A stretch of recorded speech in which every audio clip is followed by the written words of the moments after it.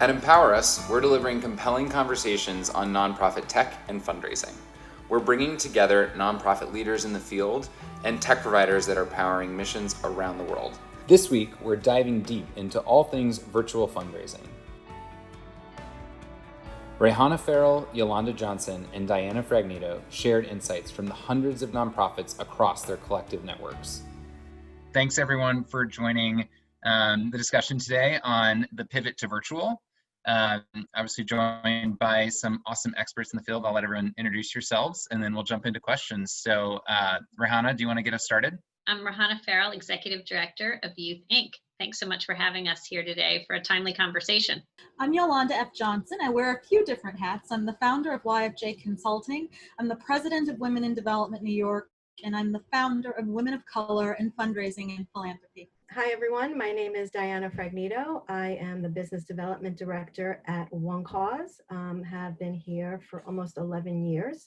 A quick explanation of what One Cause is. We are a technology company, so we support about 5,000 nonprofits across the country with their fundraising campaigns and events. So I'm going to kick it off with the hardest question, and I want to get everyone's hot take. Is the pivot to virtual permanent for nonprofits? And take that in whatever direction you want. Yolanda, why don't we start with you? You know, I just had this conversation last week for another upcoming event that I'm doing virtually. And what we surmise, what we predict is that we're always going to now have a virtual element, both because we have embraced the global audience. I mean, now the whole world is your audience. You can reach everybody through virtual communications. So just figuring out how to steward those donors and bring them in, even if they can't come physically to where you are. And also because some people just liked it. You know, I've seen some very interesting things with virtual events. I think there's always going to be some element of it because we finally have gotten to the heart of technology in many ways and people have embraced that. But, you know, we're never going to let go. It's going to be a real celebration whenever everyone can get back in touch with each other in person again as well. But no, it's not permanent, but there will certainly be an element, I predict, always now. I do think we're seeing the pivot to virtual being hastened by the pandemic, but it really, in my view, had already started prior to the pandemic, in that we were looking for ways to engage people without having to get them to an in-person event. And so now we are leveraging technology more than we ever have before as our nonprofit partners in our network. And we think it's here to stay. And it's really just part of an innovation wave that had already started. I agree with both Yolanda and Rana. You know, interestingly for us, you know, I get to have the bird's eye view of what everyone's doing across the country. And I think initially there was hesitancy, right? It was an unknown. And people were like, well, I know how to put on a gala. I know how to do this. And now they had to kind of embrace perhaps new ways and new tools of doing it. But to the point that the ladies made, I think overall, the feedback we're getting is that they might not, no one's saying that they're not going to return to the gala, but they just learned something new, right? Just like we go to a virtual doctor's visit, that's another choice. It's another tool that people have in their tool belt and a different way to fundraise. All the silver lining, I think, in the pandemic is that they've learned new ways of fundraising, and all the tools were there, whether it's social media, whether it's platforms like ours. It's just they had to adopt to these new things. And sometimes it's uncomfortable to learn new things, but you know, the greatest success happens in the discomfort. We completely agree that in-person events won't go away forever. People still enjoy convening. And so now really, I think to your point, Diana, nonprofits will have another tool in the toolkit as a way to engage donors. So we really view it as growing the pie and not necessarily replacing things like in-person events forever.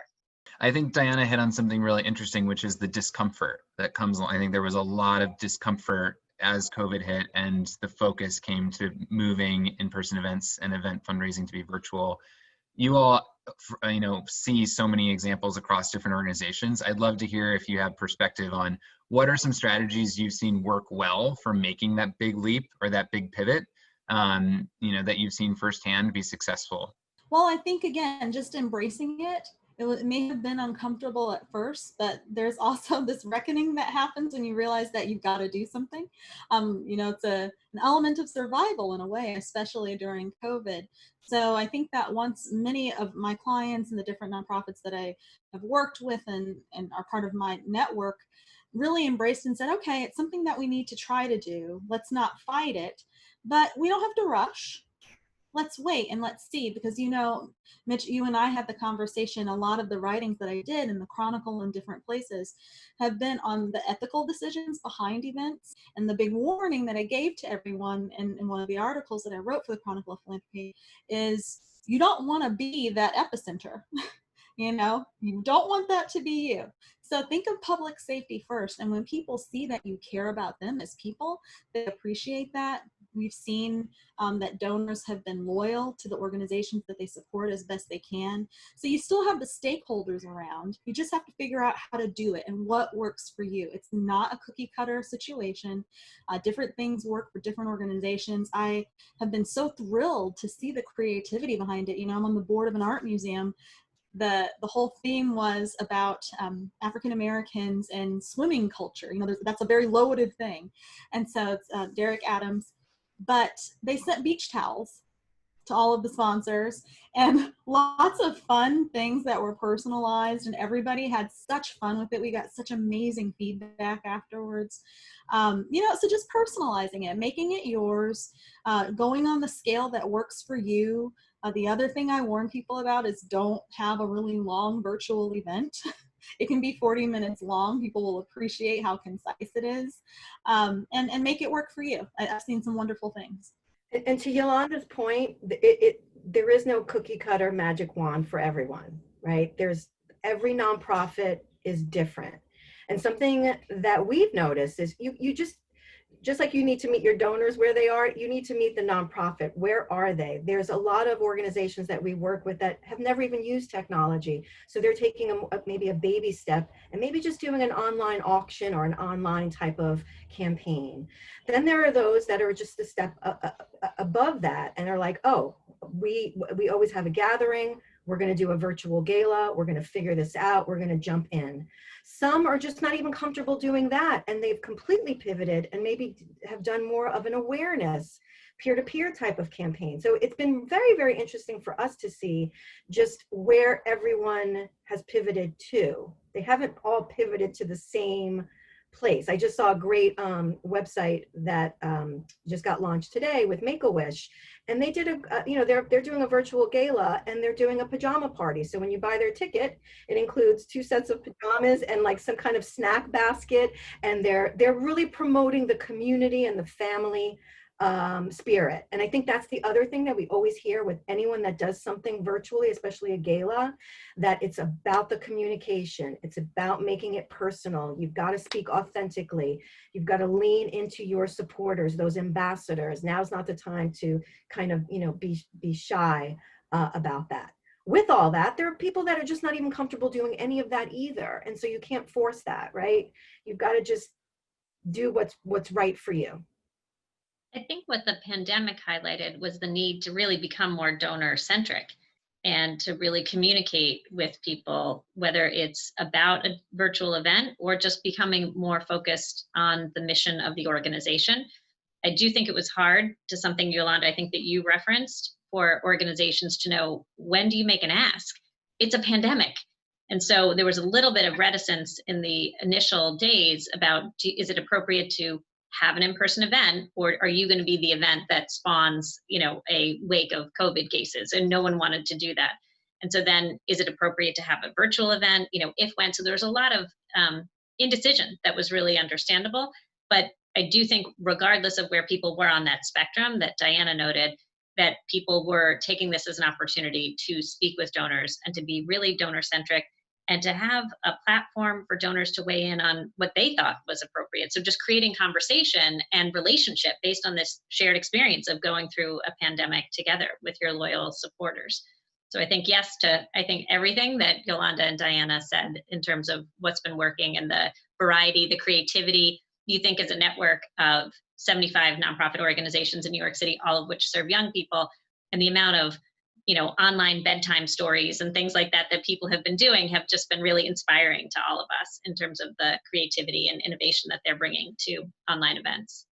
No, that's great. I think the creativity has been amazing, and it just goes to your point about understanding your donors and what they need and what's going to resonate, and communicating your impact in that way, I think is a heightened challenge when you just have to do all of that virtually and digitally. So it makes a ton of sense. And I think you hit on this, Diana, when you talked about the options of meeting an organization where they are. So for someone who hasn't done a lot of event fundraising in the past, is this move to virtual actually an opportunity for them to jump in and try to do something event driven? Like, how do you weigh that against alternatives? Or, if you could be spending more time on grant writing, major gift relationships, like maybe if you have some advice on that. Well, this is interesting because we just had one of our customers here in New York, one of our nonprofits that we work with, and they said, what we realized is we were too reliant on event fundraising, and that we had to step back and diversify the portfolio, if you will, right? Like when you invest in stocks. And so I think that might be a big lesson for everyone, and looking at your strategic planning and how are you fundraising? How much time are you, focused on donor cultivation? And so again, the silver lining is to maybe look at that, and then for future planning, diversify it so you're not just focused on grants or event fundraising or whatever, right? Just diversifying it a bit so that when one is up, the other one's down. You can kind of balance it all out. And this particular nonprofit had a 1,200 person gala. They couldn't do it. They completely pivoted in a different way. They needed to fundraise, but more than that, they wanted to get awareness out about their mission. And so they really kind of launched more of an awareness type of campaign that the byproduct of it was they did get some donations, but they wanted people to kind of keep the name of the organization, their mission top of mind. And so a lot of people just did that, just wanted to spread some awareness and engagement as opposed to actually fundraising. So I think it goes back again to what's important to you, what do you need, and then kind of follow your path accordingly.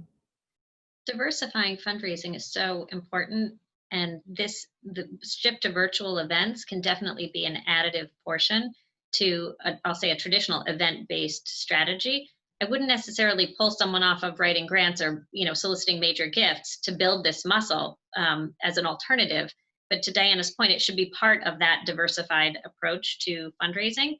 And we're actually taking our gala and we are turning it into an annual campaign and asking donors, were you just coming for the rubber chicken? And they're all saying, no, we're coming to fund your mission. And so we're seeing an incredible return of traditional sponsors of the event, because it has been about the mission and not about the event and the flowers or the pajamas. As cute and creative as all of these ideas are, the real crux of it is that people want to be supporting the work of the organization. I agree with that wholeheartedly. I think one of the most interesting things that you can do when you're doing your analysis and assessment of your donors, especially regarding events, is to ask them, because you have to be honest about donor motivation. And I have seen it's usually 3 different groups. It's usually a very mission-driven group, and then you've got a social group that just really wants to come. I've had board members refer to the party on an annual basis that they're going to come to. Their give or get is always attached to that table, and that's fine, because that's, it's a tangible way for everybody to come together and celebrate. But, to both Rahana and Diana's points, diversify the portfolio of your organization just to be safe anyway, but then also understanding donor motivation so that you can provide them what they need as far as the virtual event is concerned. And one of the most amazing things I've seen it was an organization that ended up with, I think, 7,000 new prospects because they went viral virtually. Now that issue is, how are we going to steward them? I hope to see some of them in person. What are we going to do to continue keeping them engaged? And then what does everybody need, and how do you supply that as best you can? So, and I think there is a way to do that once you really do the assessment and understand your donors and what they're looking for. And to Yolanda's point, it reminds me of, we had a brand new organization that started working with us never used technology. The gala was such a big deal for them, for just the engagement with their supporters, and they went virtual.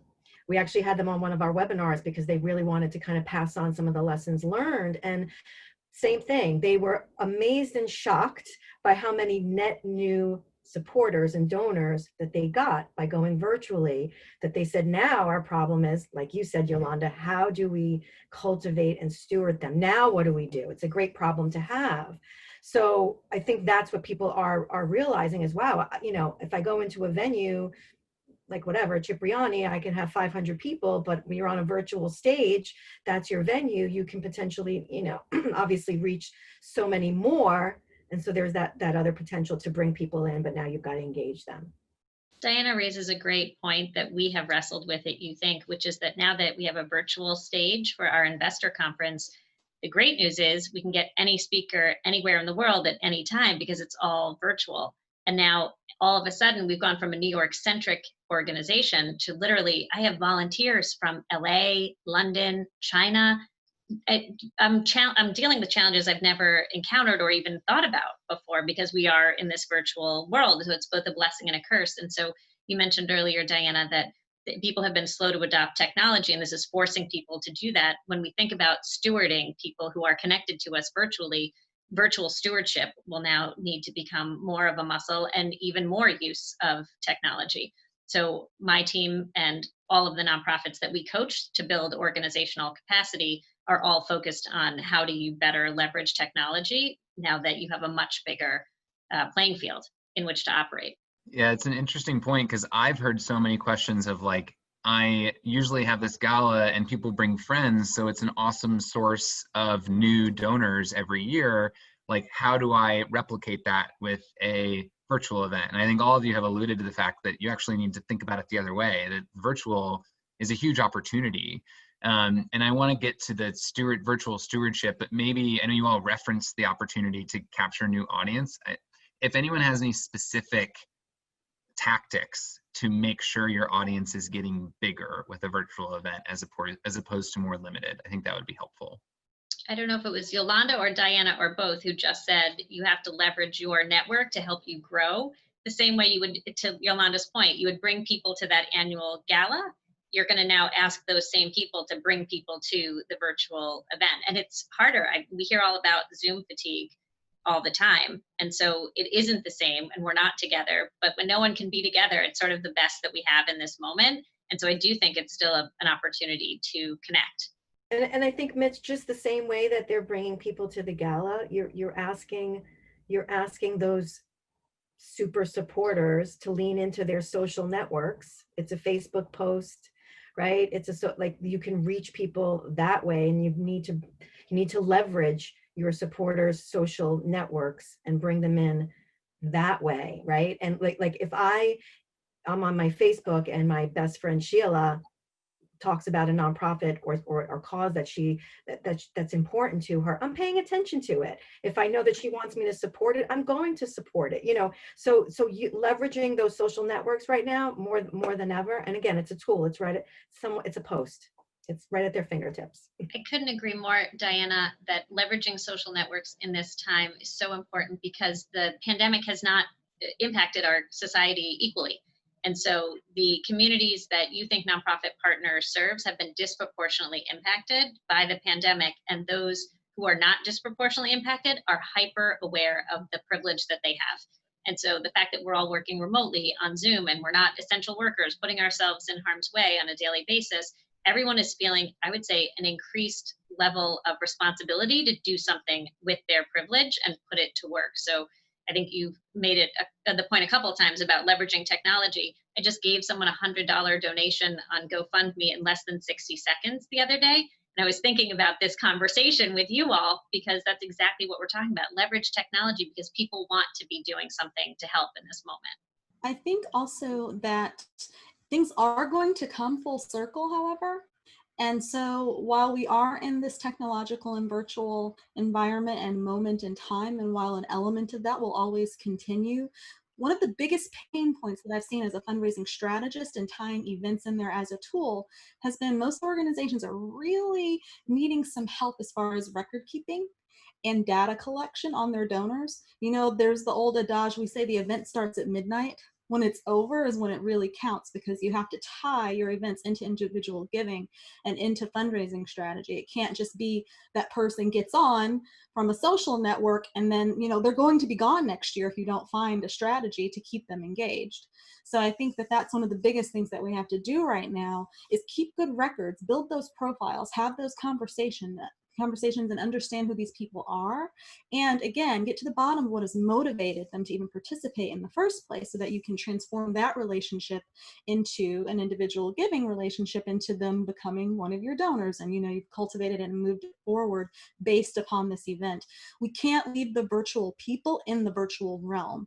I actually foresee that there will be an in-person event that all of these virtual people, that's what I'm recommending to people. You know, you met us online, come from the Netherlands, come from wherever you are, plan a year ahead, because we're going to have a big celebration and we're going to come together post COVID and we're going to celebrate. And even if you can't come for 5 years after that, you know, come and join us. And if you can't, come online. But it'll be very interesting, this heart of technology and how it ties into, you know, the person-to-person dynamic is going to be really interesting. I think it's very exciting, actually. But I think that nonprofits are going to have to really tap into whatever resources they have to keep better records. It's an amazing pain point. You know, I'll ask, you know, where's that person's profile and what do we know about them? And so we can make a plan for them. Oh, well, so-and-so spoke to them. And it's like, no, take the 5 minutes after the conversation and type in the notes to the database. So I think that'll be a real, really important tool for moving forward. And Yolanda, you know, someone said this and it's so true. They said, the new donor that you acquire today because of COVID and during virtual, think how important that person is to you. They're so special because you have acquired them during this very, you know, challenging time. So you need to treat them a little bit extra special to, again, you know, show them that TLC. And again, of course, I come from a technology company, so I'm always touting technology, but you know, a CRM, having a great CRM, understanding where to put those notes, and we don't have a CRM, but that's another side that I would suggest to a nonprofit before you even get fundraising technology. Have a great CRM. You need that for a foundation so that you can manage these notes, as you're saying, Yolanda, on who's doing what, so you can kind of do your communication and your outreach plan, you know, accordingly.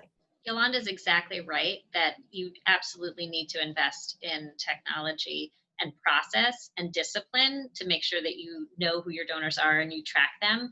And so we are actually doing that much better at our organization than we ever have before. And we're trying to set up a coaching platform for the You Think Nonprofit partners to really build that as an explicit organizational muscle, as opposed to something, yes, we know we should do that, but really making it explicit, so that nonprofits come out of this, let's hope, stronger than they went in.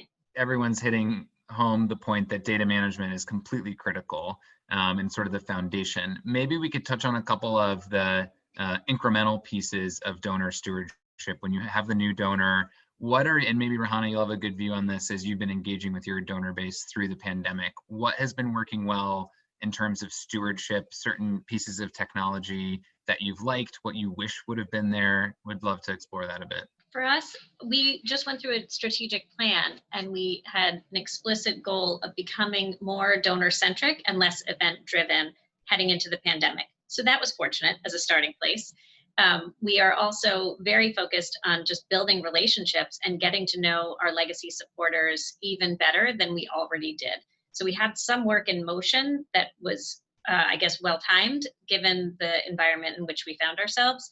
So for us, we've really been focused on what do companies need that support us? What do individuals need that support us? And how are we a turnkey solution for that? So all companies in this era of stakeholder capitalism and ESG want to have a turnkey solution for investing in the community, which is one thing that You Think does. You don't have to go out and diligence 75 nonprofit organizations. We've done that for you.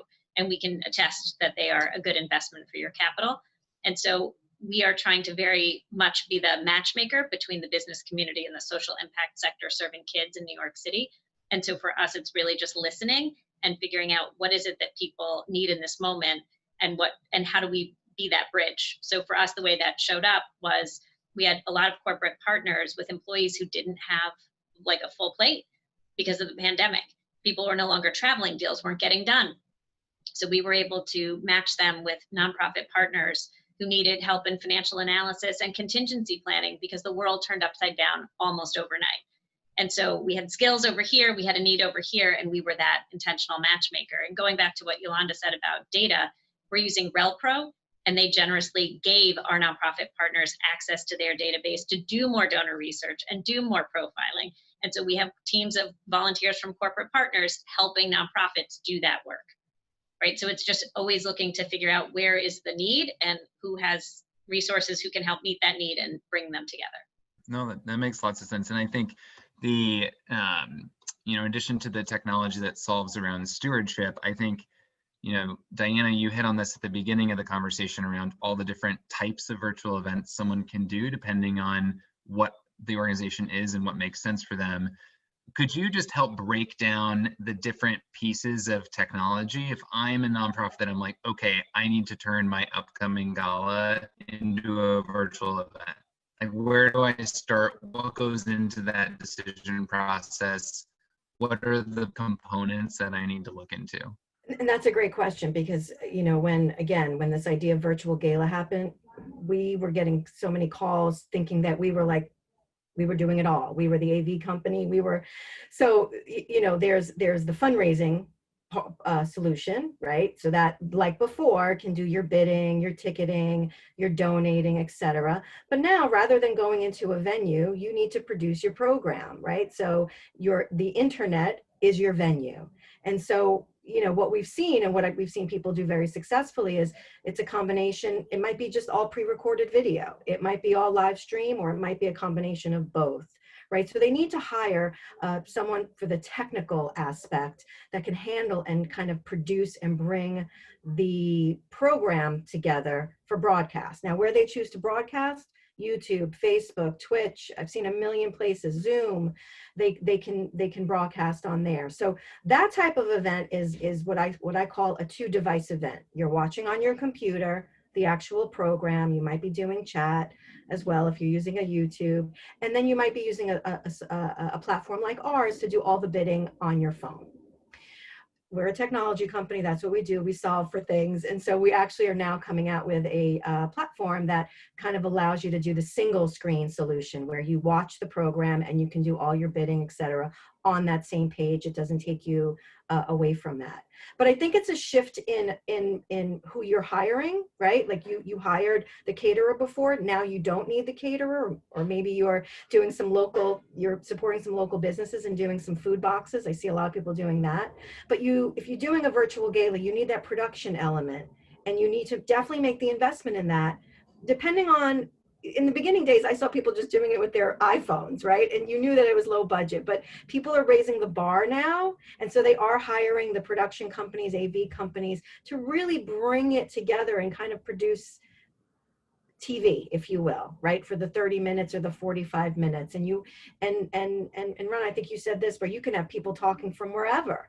I spoke to someone the other day and he was like, I've got Stevie Wonder that's going to be zoomed in from his house. He's performing. I've got Ben Affleck who's speaking he had people from everywhere, but without that production person, the nonprofit's not gonna be able to do that. So hire the professionals where you need to hire the professionals. And there may be a couple of pieces that you need. Again, it depends on what level of a gala you want to do. With our new platform that we're putting out, we are giving the keys to the nonprofit. If they've got pre-recorded videos and they're a little savvy with the tech, they can kind of manage the whole program in our new platform. Again, it just depends what they're comfortable with. I agree with Diana. If I get Ben Affleck, I'm definitely investing in a production company. Just want to be clear about that. And I would love to take a look at this new platform that you're talking about. We are so hyper aware of our need to quickly build more video muscles and more video content.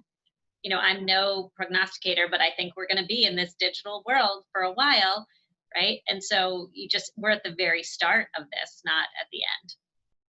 And I guess another question for, and this could be maybe for Yolanda, when you're evaluating those solutions as you're helping organizations, what are they're also new, right? So how do you really know the right questions to ask, or as you're comparing things like, yeah, that solution sounds great, someone told me about something else. Do you have any words of wisdom of kind of comparing between different options? Well, I think, again, to the points that have already been made, you know the event that you want to attempt to do. And then according to the level of that event, you seek out the resources that you need, and then you compare and contrast the cost, and then you know which way to move forward, which one is more cost effective. You know, event producers that I've worked with to do major in-person events are doing major virtual events now, and it's really fascinating, all built upon what I'm calling it the I know your home phenomenon. With all of the celebrities, it's like, oh, I know you're home. So will you show up for 5 minutes to my gala? But I think that, you have to come through it step by step, because they're not all created equal, certainly so, but some are made for some needs and others for others, just like anything else. And so I think that also tapping into the expertise of an event planner who has pivoted into the virtual realm is still very important, or investing in someone in-house who will develop those skills and that digital muscle to be able to move your events forward in the virtual realm, just to be able to do that due diligence and look and see what everybody, and always look for examples, always. Now it's a little bit different, right? Because it's not an in-person event. So before, you would go by word of mouth, you would look at pictures and videos to see maybe what they've produced in the past. Now you can go right online and look and see how things went, and really come up with ideas and be creative based upon that. And then when you see something that works for you, you know which vendor to select. So I think that, again, it goes back to, it's not a cookie cutter situation. You're just going to look to see what you need, do the due diligence, and make the right decisions for your event and for your organization. I can't tell you how many times we'll get calls from nonprofits that are like, I need this. They think they know what they need. I need this type of software. I need this. And this is our process. Hey, let's have a phone call. Talk to me about what your goals are. What expectations what do you want to create? And then we can help you determine this is the right solution. So the due diligence part is so critical. And not all things are created obviously equal, but to take that time and just do that investigative work, and then obviously make your decision accordingly. Yeah, it seems like the right question to ask then, Diana, is not necessarily like feature by feature, but the right starting point is making sure the provider understands your goals and they're going to be a strategic partner, because it's so new for everybody. I would be hesitant if any technology company just leads the conversation and starts spewing about all their features. Who cares? If you don't care about the 50 features I just told you about. So the first conversation has to be, tell me what you're looking for, and let me see if I can solve for that. And sometimes the answer might be no, and we wish each other well. And that's okay. That's another, life's too short. And if it's a fit, that's great. And if it's not, I don't think anyone's taking that personally. I think that's an important thing to remember. When to say no, when to say yes, do the due diligence, and make the right decision for yourself. Yolanda, that's a great point. Organizations do have to recognize when to say no, and that's always really hard when you're facing a fundraising decision. And so just that frame, I think, is a really important one for people to take away from this conversation, that you don't have to be doing everything. If you don't have the bandwidth for doing virtual events and you're going to focus on your foundation fundraising, that's okay if that's where you get most of your money anyway, right? So it really is just about being thoughtful about that discussion and decision. Absolutely. Well, I think that's a great point to wrap up on. Thank you so much, everybody, for your time today. We have so many great takeaways for orgs and so many actionable things for people to take into their own planning. So appreciate everyone joining and sharing your perspective. And thanks everyone for watching. Thanks, Mitch. For It was having great us. chatting with you, ladies. Thanks, Yes, Mitch. indeed. Thanks for tuning in. We hope you enjoyed this week's discussion. Be sure to join Empower Us for more resources and one-on-one help in finding the tech solutions you need. If you have any feedback or suggestions, you can email us at info@empowerus.org. Thank you.